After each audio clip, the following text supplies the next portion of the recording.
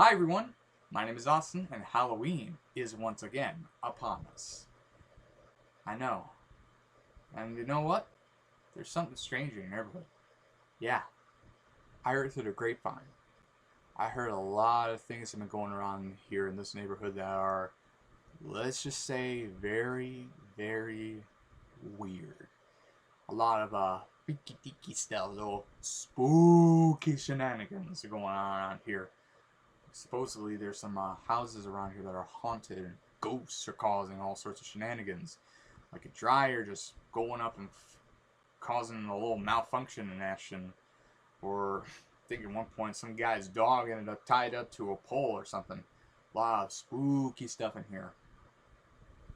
That or it's just a bunch of green little monsters who you really should know better than to feed after midnight, because them boys don't go crazy for nothing. But if there is something strange in your neighborhood, you can smell it, you can see it, you can hear it, you can feel it, and just all your senses can all sense it, there's one thing I recommend you do. Just call these guys. Just call them right here. So yeah, that was a weird little way to introduce the film, but yeah, for this Halloween season, I'm going to review Ghostbusters to celebrate its 40th anniversary, because I am getting way too old for this crap. Anyway, you know who directed it. It's Ivan Reitman. Bill Murray's in it. Dan Aykroyd, Harold Ramis, Sigourney Weaver, Ernie Hudson, Rick Moranis. All them boys and girls are here to party. So, without further ado, let's talk about it. And hopefully this review won't go into November.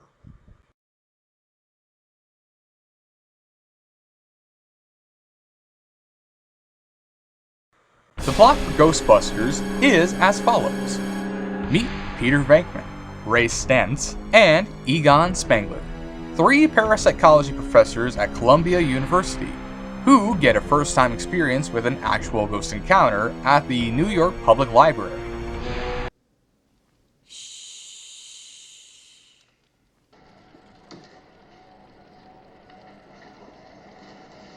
Bitch.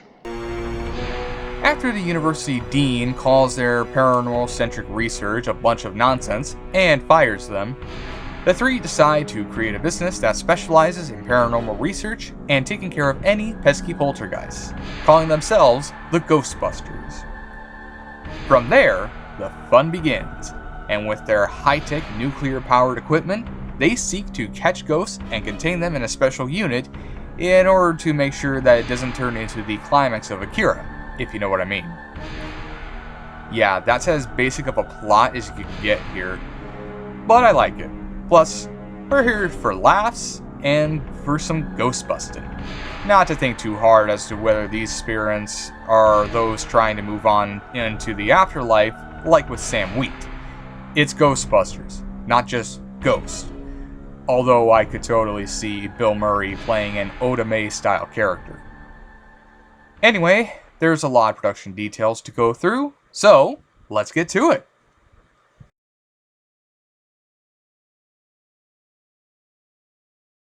Production for the film really began with Dan Aykroyd, who was fixated on the idea of the paranormal, which was something that ran in his family, as his father wrote a book called A History of Ghosts. His mother allegedly was said to have seen ghosts. His grandfather would tinker with radios in order to try and contact the dead, and his great-grandfather was a well-known spiritualist. The fixation with the paranormal led Dan to check out an article related to quantum physics and parapsychology in the Journal of the American Society for Psychical Research in 1981, and gave him the idea of trapping ghosts. Not only that, but Aykroyd was compelled to the idea of reviving the comedic ghost film genre that was prevalent throughout the mid-20th century, with examples such as Abbott and Costello's Hold That Ghost, Bob Hope in The Ghost Breakers, and the Bowery Boys' Ghost Chasers, but do it for a more contemporary 1980s audience.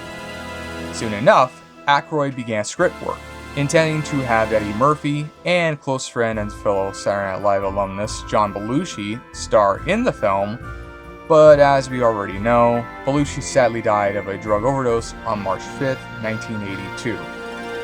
In fact, Aykroyd was writing one of the lines for the late comic when Bernie Brillstein called to inform him of Belushi's death. Aykroyd then asked his fellow Saturday Night Live castmate, Bill Murray, to hop on board, who did so no questions asked, which was often how he worked, while Aykroyd pitched the idea to Brillstein as 3 dudes going around hunting ghosts, and even included an idea for the Stay Puft Marshmallow Man, which he had conjured up.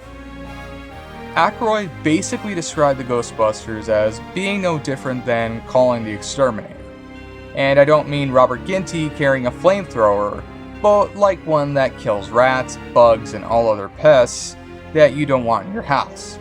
And Aykroyd brought on Ivan Reitman as director, believing he was the ideal option given his successes with Animal House, Meatballs, and Stripes. Reitman became well aware of the outline for the film while Belushi was still a part of the project, with this version taking place in the future with multiple different intergalactic Ghostbusters in all shapes and sizes, and even said that it would have cost around $200 million to produce, and not only that, but Aykroyd's original 70 to 80 page draft was actually more serious in nature and was intended to have more scares than what would be found in the final product.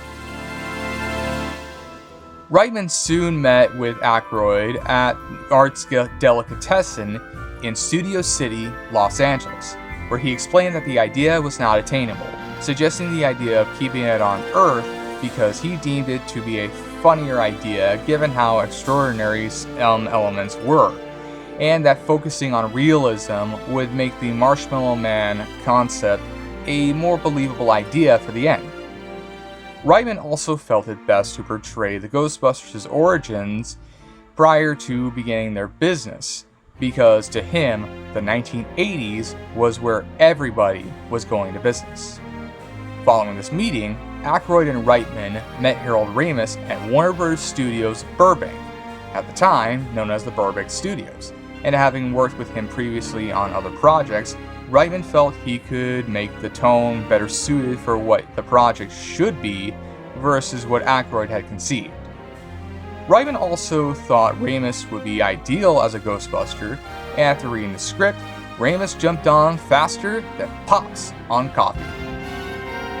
Although the script was going through more changes faster than a Roadrunner getting it on, Reitman did pitch Ghostbusters to Columbia Pictures executive Frank Price in 1983, for which I should mention that Price was actually a TV producer before working at Columbia, helping to pioneer concepts such as the made-for-TV movie and the 90-minute miniseries television format, and working on shows like The $6 Million Man, Battlestar Galactica, The Rockford Files, Kojak, and Columbo. And at Columbia, greenlit some risky but hugely successful films like Kramer vs. Kramer, Tootsie, Gandhi, and The Karate Kid, before then joining Universal, where it saved Back to the Future from being given the shaft, greenlit Out of Africa, which won Best Picture, and also allowed Howard the Duck to be a thing. And was so much of a bomb that he quit, founded his own company, and even returned to Columbia, where he greenlit Boys in the Hood, The Prince of Tides, Bram Stoker's Dracula, and Groundhog Day. To give you an idea of how bad Howard the Duck was, here is what it looked like when it bombed.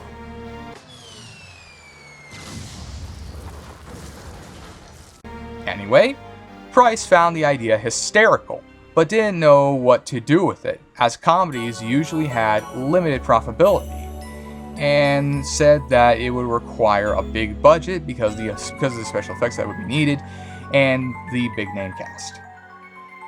Reitman claimed that he could work with $25 to $30 million, which in 2023 was said to be around $76.5 to $91.8 million when adjusted for inflation, although there have been varying figures, so who's to say how much the budget was, but whatever it costs, Price agreed to it so long as they hit the June 1984 release window.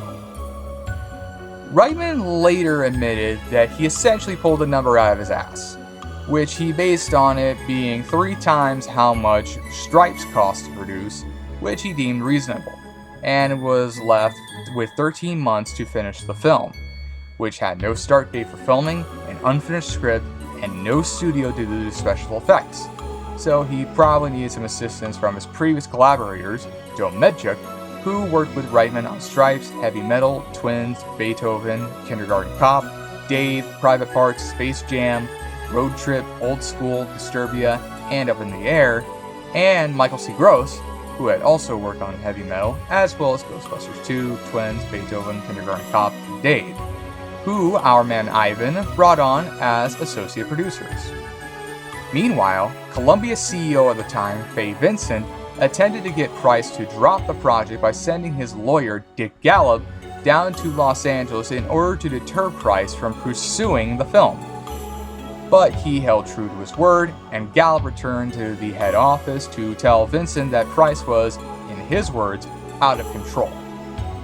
Another hurdle was the title of Ghostbusters, as there was a television show for children from the 1970s called The Ghostbusters, which was owned by Universal, meaning it looked almost impossible to use the title of Ghostbusters without somebody at Universal getting a teensy-weensy bit too happy. In fact, there were even some alternate titles thrown around, including Ghost Stoppers, Ghost Breakers, and Ghost Mashers, which sound like knockoff titles. As I've said, Price soon left Columbia, which actually was early in the film's development, and soon became the head of Universal, which when he joined, actually sold Columbia the Ghostbusters title for $500,000 and 1% of the film's gross profits.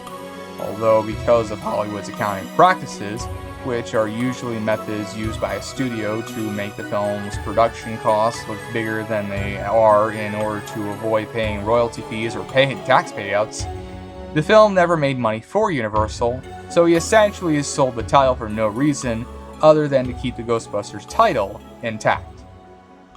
Now then, let's go to the writing process.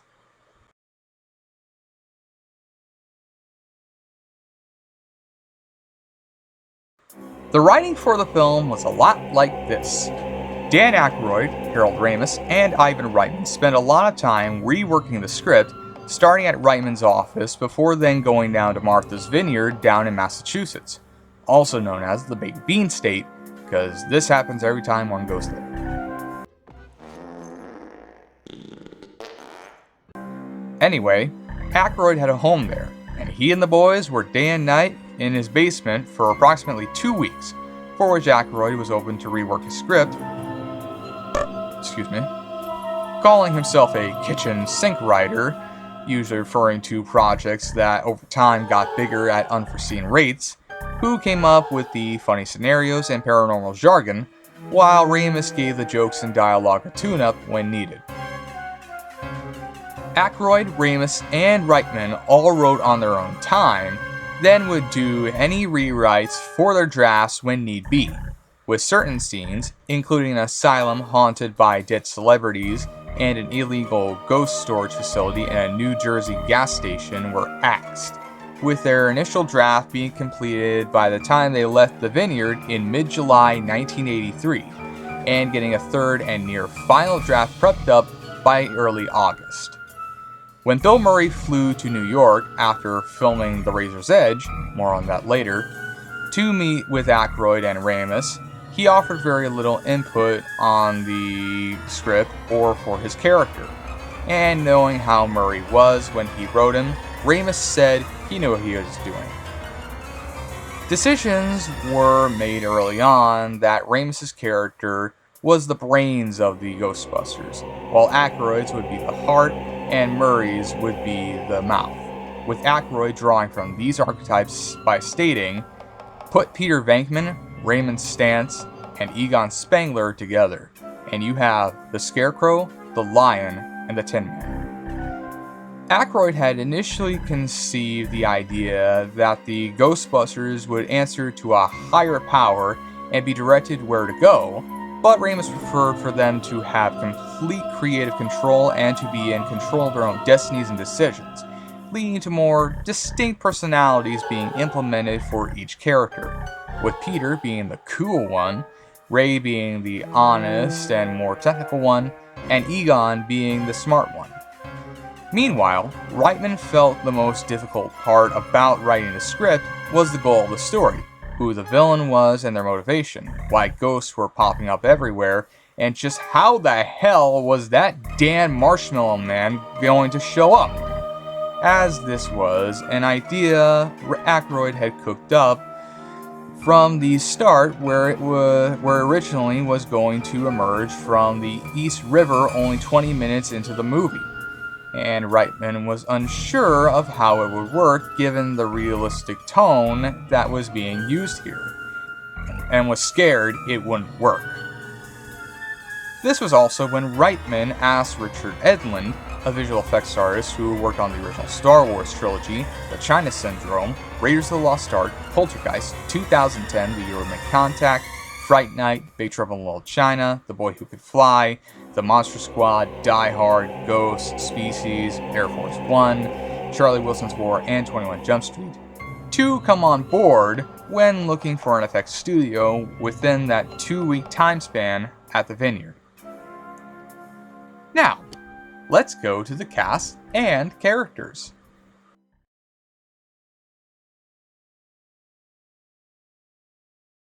For Ghostbusters to be a success, Bill Murray was deemed an essential element to make it all come together. However, he was never known to commit to a part until late into production. To ensure Murray's cooperation, Frank Price agreed to fund the actor's passion project, The Razor's Edge, who believed that if it bombed, it wouldn't lose too much money. And considering how much Ghostbusters cost compared to The Razor's Edge, which was not a hit upon its release, Price made the right call, as it wasn't detrimental to the production overall. Although Peter Venkman was almost cast with a different actor, including Michael Keaton, who was also considered for Egon, Chevy Chase, who would appear in the music video shockingly, Tom Hanks, Robin Williams, Steve Guttenberg, and Richard Pryor. Egon Spengler, meanwhile, almost ended up being played by Christopher Lloyd, Jeff Goldblum, John Lithgow, and Christopher Walken. Excuse me. Before Harold Ramis decided to step in and play the character, for which he took note of a cover for a journal on abstract architecture as the model for Egon's appearance, as it had a man that wore a 3-piece suit and wire-rimmed glasses with his hair standing straight up. Ramis took the first name from a Hungarian refugee that he went to school with, and the surname derived from German historian Oswald Spengler. Joe Medjug was responsible for all other casting choices that weren't the main three. When it came to Winston Zeddemore, Ernie Hudson auditioned a total of 5 times, where he said that an earlier script gave Winston a larger role as an Air Force demolitions expert with an elaborate backstory, and agreed to do the film for half of his usual salary because of how excited he was for the part. Upon getting the role, Hudson got a new script that reduced his role significantly just the night before shooting commenced, with Ivan Reitman explaining that the studio wanted to make Murray's character more apparent. As you can tell, Eddie Murphy was in talks to play Winston, even though Reitman said this wasn't the case, but probably because of a film that would become the highest-grossing movie of 1984, he ultimately declined, while actors like Gregory Hines and Reginald VelJohnson, who would play a corrections officer in the film, were considered. For the role of Dana Barrett, Daryl Hannah, Denise Crosby, Julia Roberts, and Kelly LeBrock all provided auditions, but the filmmakers became interested in Sigourney Weaver and wanted her for the role, which was met with hesitance from the studio, most likely giving her more serious roles in films like Alien and The Year of Living Dangerously. Weaver then revealed that she had a funny bone within her, something which she developed while attending the Yale School of Drama, and began walking on all fours and howling like a dog during her audition. She even suggested that Dana become possessed by Azul, which solved Reitman's climax problem by giving the characters personal stakes in the events. And Weaver altered Dana from being a model and turning her into a musician, citing that while Dana is a little strict, she does have a soul because she plays the cello. Moving to Louis Tully, the role was offered to that of John Candy, where he claimed he didn't understand the character, suggesting to Reitman that he give the character a German accent and let him be the owner of multiple German shepherds. But the filmmakers said that there was enough dogs in the film, and most likely this led to Candy not wanting the role, although like Chevy Chase, he would appear in the music video. Reitman then decided, because he had worked with him before, to send Rick Moranis the script, who accepted the role an hour later, and in turn made Louis Tully his own character, where he made him an accountant and ad-libbed the long speech at Louis's party. Meanwhile, Sandra Bernhard declined the opportunity to play Janine Melnitz, the Ghostbusters' secretary, so Annie Potts got the role. And when the latter showed up for the first day of filming, Reitman rushed her into the current scene where she changed out of street clothes faster than a bullet train and borrowed a pair of glasses from the set dresser, which her character wore throughout the film. Other characters like William Atherton were chosen to play Walter Peck because he had appeared in the Broadway play Broadway, which he described the character as being similar to Margaret Dumont's role as the Marx Brothers' comedic foil. And Atherton said, "It can't be funny, and I don't find the Ghostbusters in the least bit charming. I have to be outraged." Gozer the Gozerian, the Sumerian god, at one point was conceived as this business-suited architect and was almost played by Paul Rubens, which would have been quite an alternate depiction compared to what we did get. Rubens said no, unfortunately, so Yugoslavian actress Slavica Jovan was cast, and the character was made to instead resemble something more androgynous, somewhere along the lines of David Bowie and Grace Jones, while Patty Edwards, an actress whose credits include Halloween 3, Season of the Witch, and voiceover roles in Hercules, Batman the Animated Series, and Pepper Ann, dubbed over Jovan's strong Slavic accent. Lastly, Reitman's wife and children, namely Jason and Catherine, filmed the cameo as a family fleeing Dana's building, but because Jason was too frightened to perform another take, the scene was removed from the final version. And now, we move to the actual filming.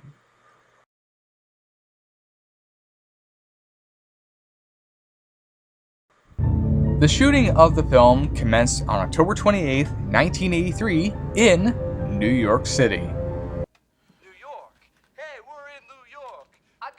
Let's get to a Broadway show. I guess kids get this? Oh, they love it. Whereupon the first day, Ivan Reitman brought Bill Murray on set because he still wasn't sure if he had read the script, and the filming in the Empire State lasted for about 6 weeks and finishing just before Christmas. Reitman definitely needed to ensure that it get done before Christmas because once December hits, New York's weather becomes unbearable. And he took quite a risk shooting there, given how during the early 1980s, New York was viewed as a cesspool of fiscal disaster and violence, while Los Angeles was entertainment central. In a 2014 interview, Reitman chose New York because he wanted it to be his New York movie, his love letter to the city. As you can tell, because of the fact he was working with comedians, Reitman openly endorsed improvisation, adapting many takes and keeping any cast creations that worked, but always directing them back to the script to keep everything in check. If you want to know just how bold Ivan Reitman and the filmmakers were, there was actually moments where guerrilla filmmaking took place, including a shot at Rockefeller Plaza where the actors were chased off by a security guard and a scene at Central Park West with extras chanting Ghostbusters before anyone had the clearance for usage of the name. Joe Medjuk soon contacted Columbia Pictures, urging them to gain the right to use the name. The building of 55 Central Park West, which also appeared in another great New York movie, Elf, served as Dana Barrett's home and the setting for the Ghostbusters showdown with Gozer, with the art departments adding on extra floors and embellishments via matte paintings, models, and digital effects to make the ghostly activity legit. During the filming of the final scene at the building, city officials gave the go-ahead to close the streets during rush hour, which caused quite a bit of traffic in a large portion of the city. So much so that Michael C. Gross claimed that from the top of the building, the traffic went as far back as Brooklyn, and things got so intense that a police officer pulled a gun on a taxi driver who was being defiant, and another pulled a limo driver out of his window. Medjuk even told angry citizens that Francis Ford Coppola was filming The Cotton Club on the area when somebody asked him what was being filmed, and Dan Aykroyd encountered Isaac Asimov, whom he admired, who complained, "You guys are inconveniencing this building. It's just awful. I don't know how they got away with this." Right next to it was the Holy Trinity Lutheran Church, which Mr. Stay Puft demolished like so.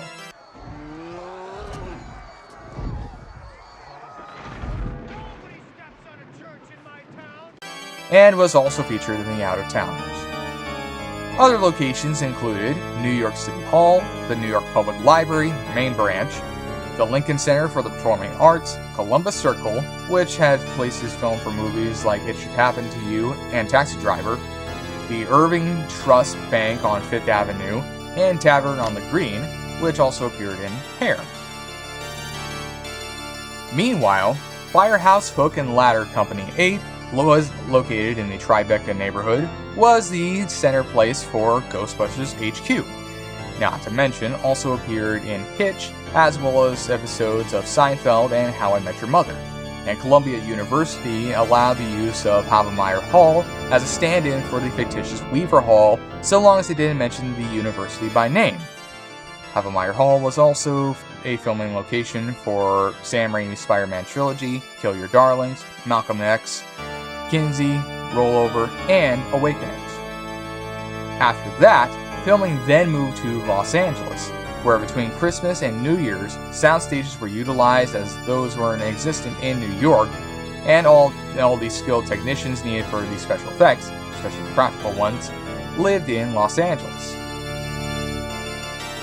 In fact, most of the film was shot on location in LA or on sets at Burbank Studios, with location scouts searching for buildings that could accurately replicate the interiors of buildings filmed in New York. Reitman did attempt to use the inside of Hook and Ladder 8, but due to it being an active fire station, he couldn't use it long enough to get the footage. So instead, he shot the firehouse interiors at the long-since decommissioned Firehouse No. 23, which served as a filming location for Big Trouble in Little China, The Mask, Flatliners, and Lost Highway, which was located in downtown Los Angeles, and was a rarity in the city when compared to New York, where they were as common as dirt, architecturally anyway. In fact, you can actually spot an actual archival photo of an active fire crew from Firehouse No. 23 from 1915 being hung in the background of the Ghostbusters office. Filming in the main reading room of the New York Public Library was only permitted during the early morning and had to be finished by 10 a.m. And in those cases, the basement library stacks were represented by the Los Angeles Central Library because Reitman felt they were indistinguishable from each other. While the Millennium Biltmore Hotel, where films like Alien Nation, Bachelor Party, Beverly Hills Cop, Blow, Blue Streak, Bugsy, Chinatown, Cruel Intentions, Dave, The Fabulous Baker Boys, The Game, Austin Powers International Man of Mystery, In the Line of Fire, Independence Day, The Italian Job, 2003, National Treasure, Book of Secrets, The Nutty Professor, Oppenheimer, Pretty in Pink, Splash, the 1937 version of A Star is Born, They Live, The Omega Man, True Lies, Wedding Crashers, and Rocky III were filmed, was used for scenes for the fictional Sedgwick Hotel. Principal photography wrapped at the end of January 1984, which lasted between 55 and 62 days. And so now we move to the post-production details.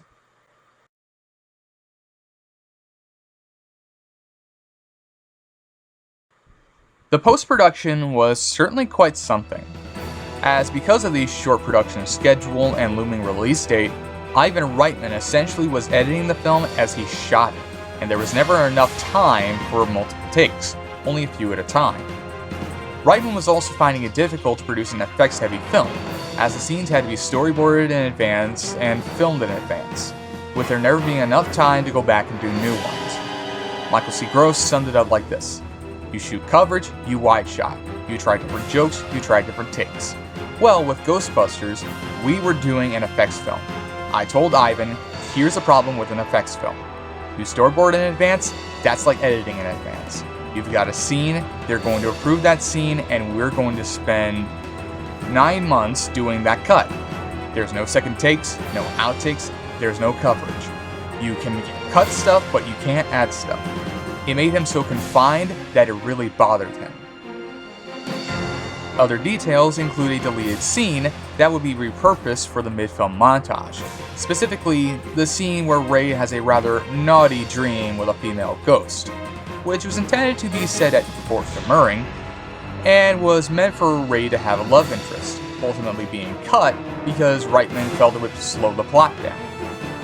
Editor Sheldon Kahn, who worked on One Flew Over the Cuckoo's Nest, Mikey and Nicky, Same Time Next Year, The Electric Horseman, Private Benjamin, Absence of Malice, Out of Africa, La Bamba, Twins, Kindergarten Cop, Beethoven, Dave, Space Jam, and Road Trip,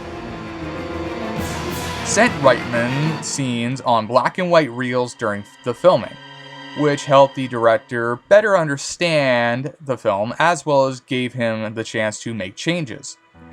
Kahn managed to produce the first full cut 3 weeks following the conclusion of principal photography, and the final cut runs a total of 105 minutes, which is just 4 minutes less than Blue Thunder, and if we're talking Ivan Reitman produced comedies, Animal House. Now let's talk about the music.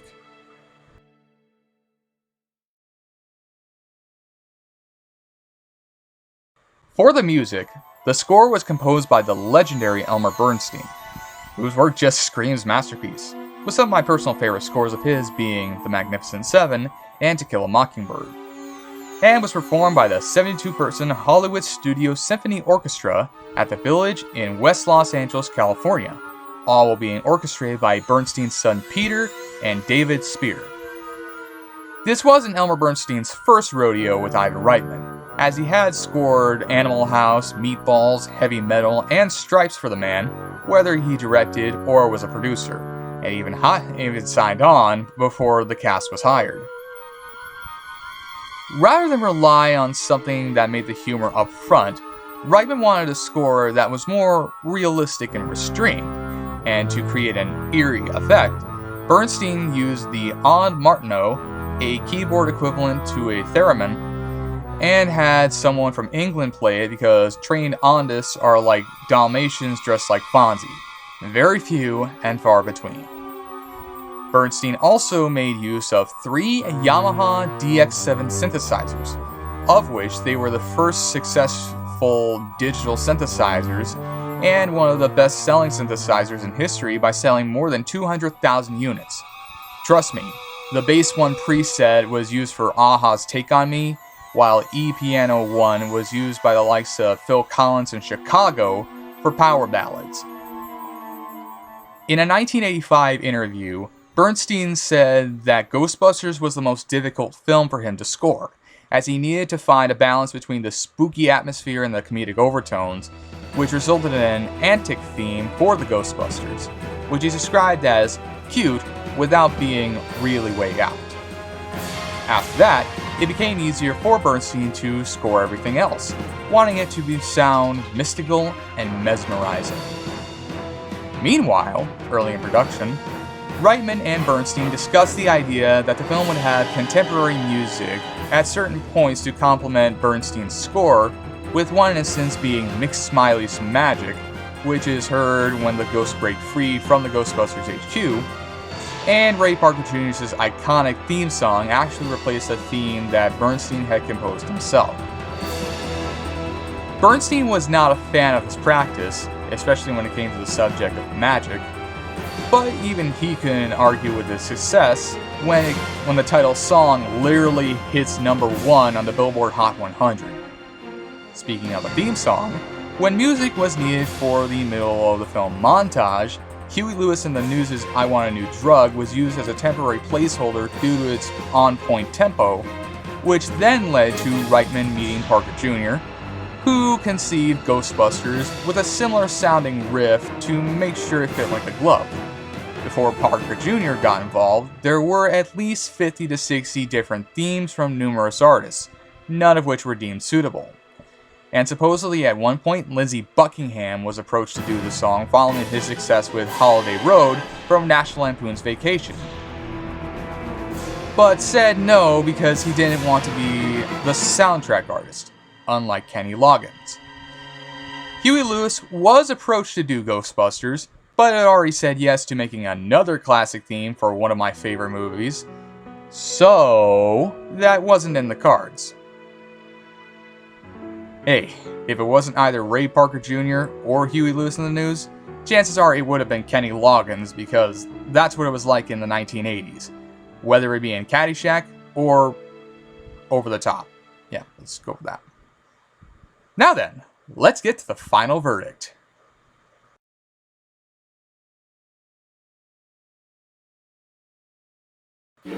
There are a lot of films hitting 40 this year. There really are. From Indiana Jones and the Temple of Doom to A Nightmare on Elm Street. From Gremlins to Beverly Hills Cop, and so on. 1984 feels like just yesterday for some, while for others, it was just yesterday that the year's best movies turned 30. But now, the films that hit 20 in 2014 are now 30 in 2024. Excuse me. And all the 40-year-olds are now 50-year-olds, and most of them are in a midlife crisis. But one thing is for sure, Ghostbusters is still a great movie 40 years later, and it's one of my favorite films of all time. It was a film that shaped my childhood and personality, and made me sure that I laugh while being bedazzled by superb visuals. It all comes down to the writing, because it is really that good.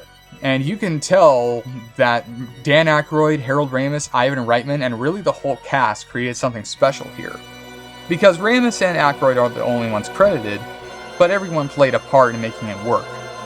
It's got funny scenarios, classic lines, plenty of action, and lots of ghostly encounters that are entertaining as hell, and at times can feel spooky, while also ensuring that the laughs are coming at all angles, including the wide ones. It's also well shot, as there are plenty of wide shots, dynamic angles, and even some handheld shots that shine like a diamond, and also make the special effects blossom, not to mention making the set design pop as well.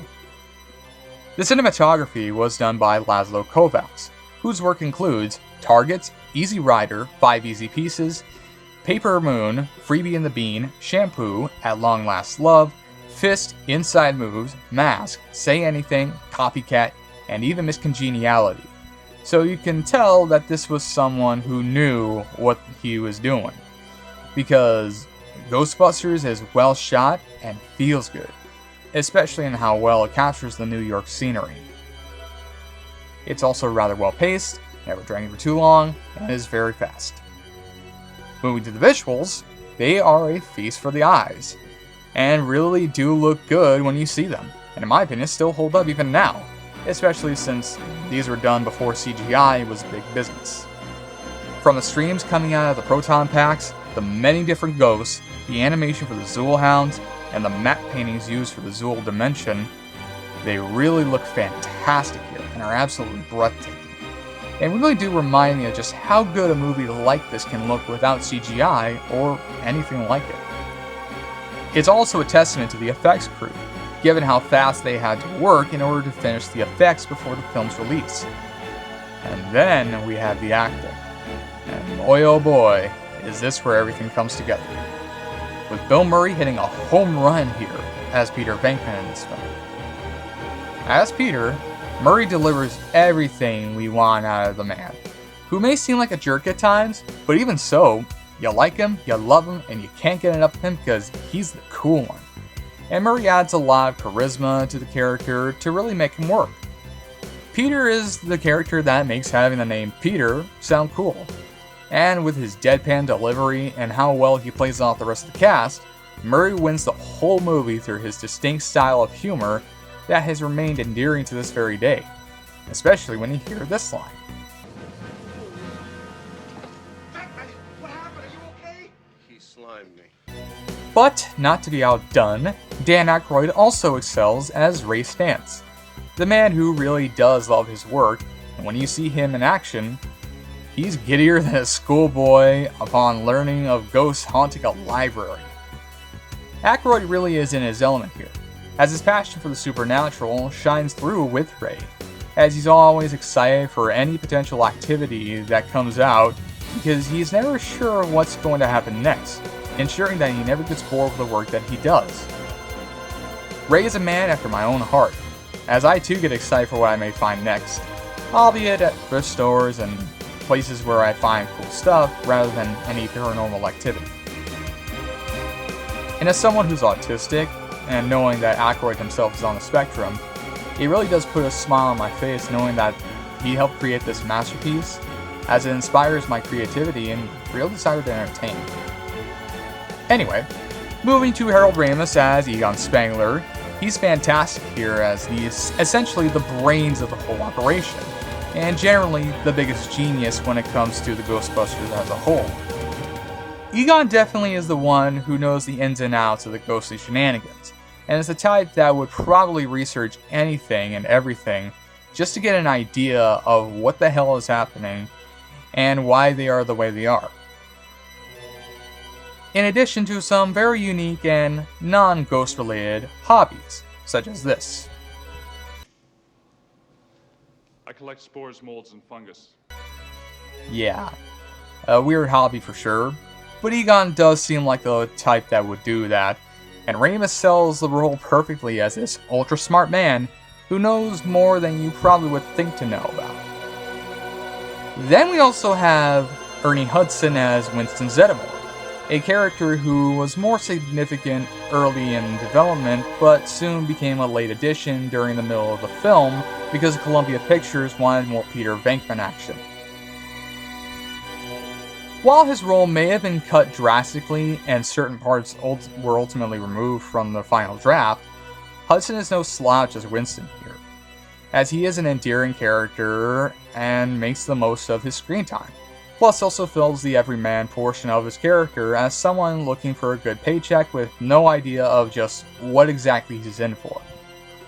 Not only that, but even if he was still the Air Force demolitions expert like in the original draft, he would still probably believe in UFOs, astral projections, mental telepathy, ESP, clairvoyance, spirit photography, telekinetic movement, full trance mediums, the Loch Ness Monster, and the theory of Atlantis if it meant a good paycheck, because no man in the military has ever seen any of those, meaning Winston would still be the everman regardless.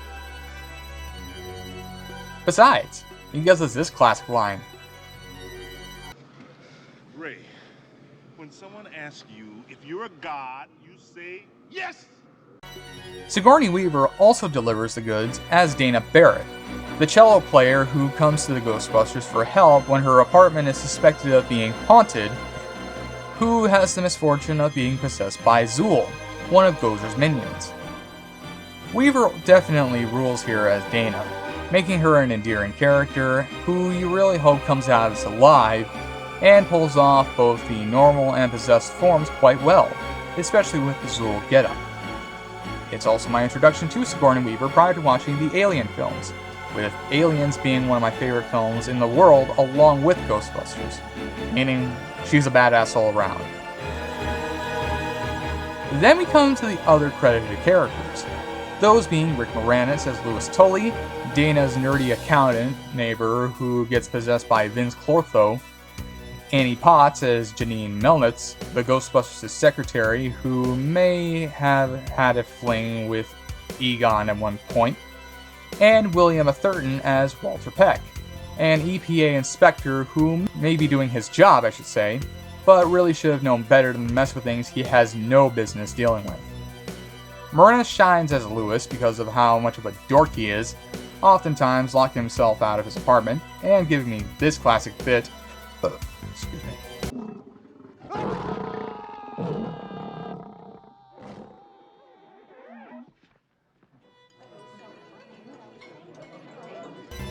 Potts works because she always looks strung out and bored, and most likely would be the exact same thing with working a normal desk job, not to mention having some fun in her interactions with Ramus's Egon. And Atherton really makes Peck exactly what he is. A stupid, bureaucratic fool who ends up getting what he deserves at the end, covered in Mr. Stay Puft's melted remains. Plus, be sure to look out for David Margulies as Mayor Lenny Klotch, making his third appearance on the show following Eat, Dress to Kill and Ace Ventura Pet Detective, Michael Ensign as the Sedgwick Hotel manager. He was also Benjamin Guggenheim in Titanic, astrologist Ruth Hale Oliver as the library ghost, Alice Drummond as a librarian, making her second appearance after Ace Ventura Pet Detective, Timothy Carhart as a violinist. He also had a role in Witness.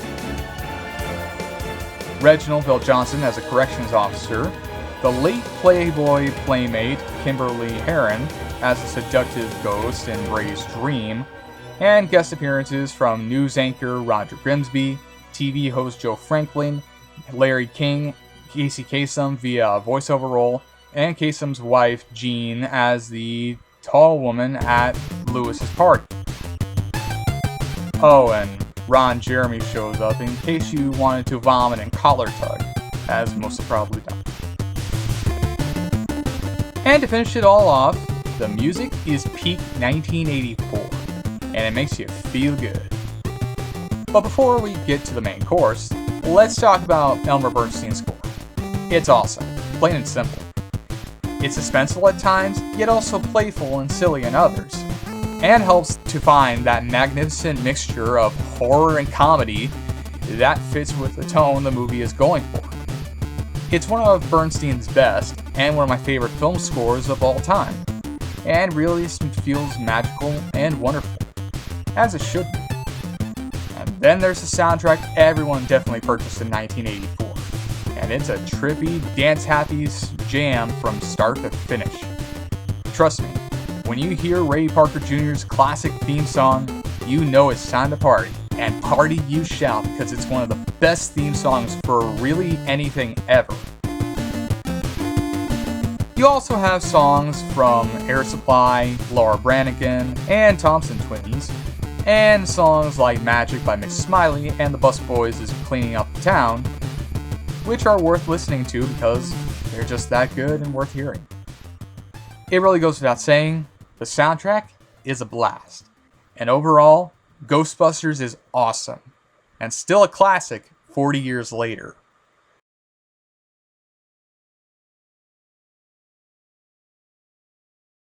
The release of Ghostbusters was quite the circus to say the least, as there were 2 screenings for the film with unfinished effects, one for a test audience and one for an industry member audience. The test audience ate it up, from the opening scene in the library to the librarian ghost, and the reveal of the Stay Puft Marshmallow Man, which Ivan Reitman was worried about. They laughed, freaked out, and applauded in sheer delight at everything they saw, meaning Reitman knew he had a hit on his hands. The industry audience, on the other hand, scarecrows. No reaction at all. And Frank Price noticed it as he was laughing, as he believed they wanted it to fail. Michael Ovitz, who was an agent for Bill Murray and Dan Aykroyd, recalled hearing an executive saying that everybody makes mistakes, while Roberto Goizueta, who was the chairman of Columbia Pictures' then owner, which was, no joke, the Coca-Cola Company, said that they were screwed, meaning it didn't look great. In the months prior to release, a teaser trailer simply showing the No Ghost logo and no mention of the cast or title helped to gain some momentum, while another trailer had a toll-free number with a message from Murray and Aykroyd waiting for the 1,000 callers per hour that it received during a 6-week period.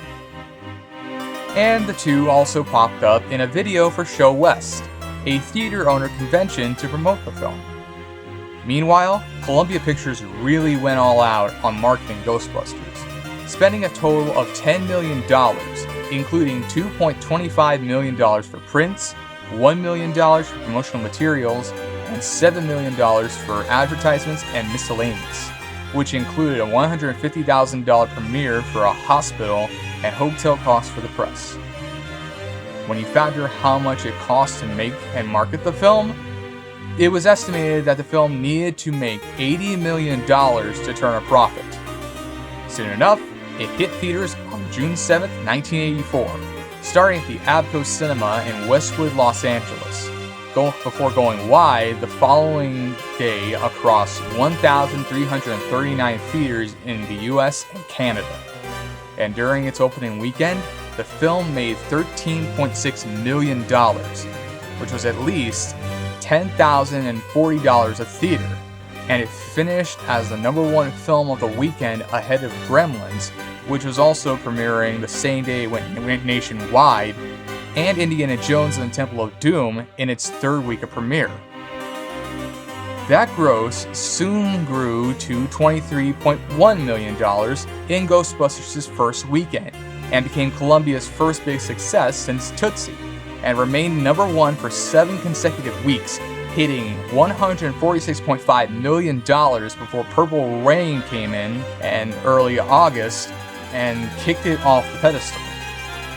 Ghostbusters soon regained the #1 spot the following week, but then spent the next 5 weeks at #2, just behind Red Dawn and Titanfall, and remained among the top 3 grossing movies for a straight 16 weeks, before having a gradual decline and falling from the top 10 by late October, eventually leaving theaters in early January of 1985. Ghostbusters had become a hit faster than anyone could have imagined, surpassing Indiana Jones and the Temple of Doom as the biggest moneymaker of the summer, and earning a total of $229 million, becoming the 2nd highest grossing film of 1984 behind Beverly Hills Cop, which made $5 million extra and had a release in mid-December. And Ghostbusters even surpassed Animal House as the highest grossing comedy ever, until Beverly Hills Cop surpassed it 6 months after the film's release. International box office figures were unavailable, but were estimated to be at $53 million, which ultimately would have put Ghostbusters at $282.2 million, while in the US and Canada, the film got a re-release in August of 1985, gaining an extra $9.4 million over 5 weeks and raising its domestic gross to $238.6 million, which surpassed Beverly Hills Cop as the most successful comedy of the 1980s, and that's not counting a restored and remastered release in August of 2014 at 700 theaters in the US and Canada for its 30th anniversary, as that brought a good $3.5 million, which brought it to $242.2 million. Combining the domestic and international grosses, the film has made at least $292.2 million, which when adjusted for inflation in 2020 was said to be around $667.9 million, meaning it didn't just dominate the box office, it blew it up with a tank, ran over the remains, then rebuilt it to do it again and again. It also got great reviews, with many praising the blend of comedy, action, and horror in Bill Murray's performance.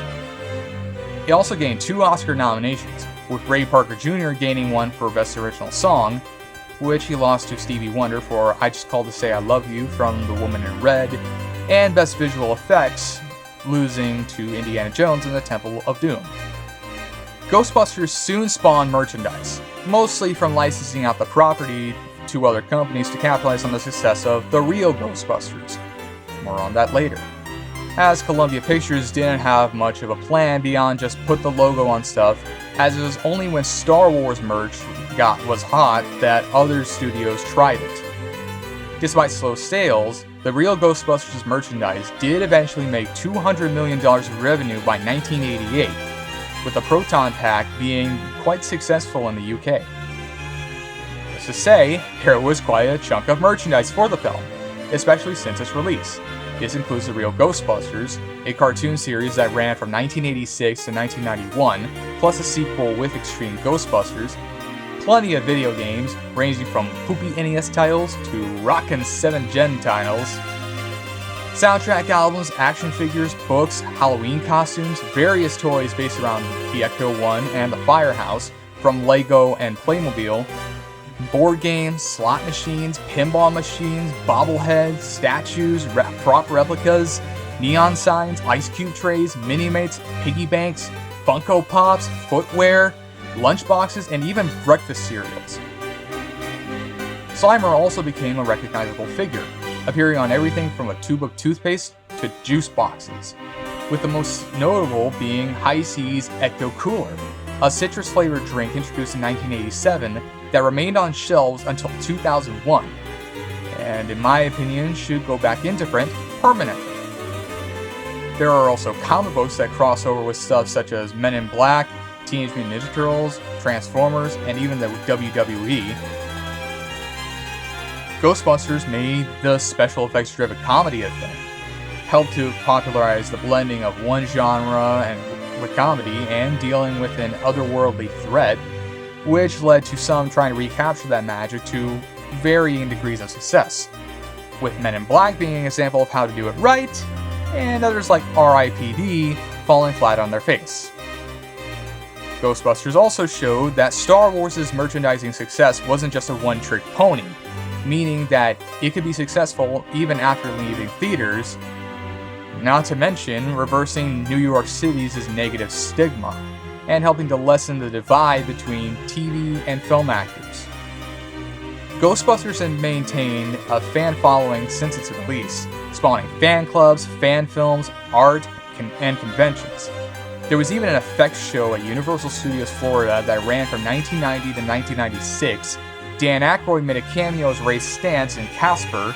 The Avengers conclusion paid tribute to the end of Ghostbusters, and in 2017, an ankylosaur fossil was named Zul Kuriva Stater after Gozer's minion. Yeah, that's how successful Ghostbusters was. And that's not even counting the sequels and that reboot that came out 8 years ago that I guess someone wanted. And how in 2015, it was selected for preservation in the National Film Registry by the Library of Congress. Meaning, it's that amazing. But I think I've said enough, so let's finish this thing. And that's Ghostbusters, ladies and gentlemen. It rocks. And I highly recommend that you go check it out. What do you decide to pick it up on this DVD here? This is a 2-pack that includes Ghostbusters and Ghostbusters 2, plus a movie scrapbook that's basically this little booklet here. Yeah, it's a little thing that comes with some production details and as well as some cast bios, which I'm not sure those are really all that relevant in the grand scheme of things. Hard time putting this back in there. But whether you decide to pick it up on DVD or on Blu-ray, you definitely owe it to yourself to go watch Ghostbusters, especially for its 40th anniversary. It's hilarious, it's action-packed, it's well-paced, it's well-shot, it's well-edited. It's got great performances from Bill Murray, Dan Aykroyd, Harold Ramis, Sigourney Weaver, Rick Moranis, Ernie Hudson, just the whole cast in general. The special effects still hold up. The soundtrack is still an awesome bopping thing, even after all this time. Plus, it's one of Ivan Reitman's best, alongside Stripes and Twins, and Kindergarten Cop. Yeah, those. It's really good. Plus, I mean, it's in 1984. Plus, it was from 1984. Like, you want to know how many great movies you got that year? You got Indiana Jones and the Temple of Doom. You got Gremlins. You got The Karate Kid. You got The Never-Ending Story. You got The Terminator. You got Revenge of the Nerds. 16 Candles. 1984 was freaking awesome. Oh, Nightmare on Elm Street. You got that one. It was a rocking year. And Ghostbusters is one of the best of the year. One of the best films of the 1980s, for that matter. And so, with that, this concludes my review of Ghostbusters. I hope you enjoyed it, found it entertaining and educational, and made you want to seek out this movie. And I hope it did, because it's an important film for you to watch. Because you gotta see it once. You better love it, or else I will cut your head off. Anyway, I hope you all have a happy, candy-filled, joyous Halloween season. Probably going to be Halloween by the time this video goes up. Anyway, you have yourself a happy Halloween, and I will catch you later. You take care.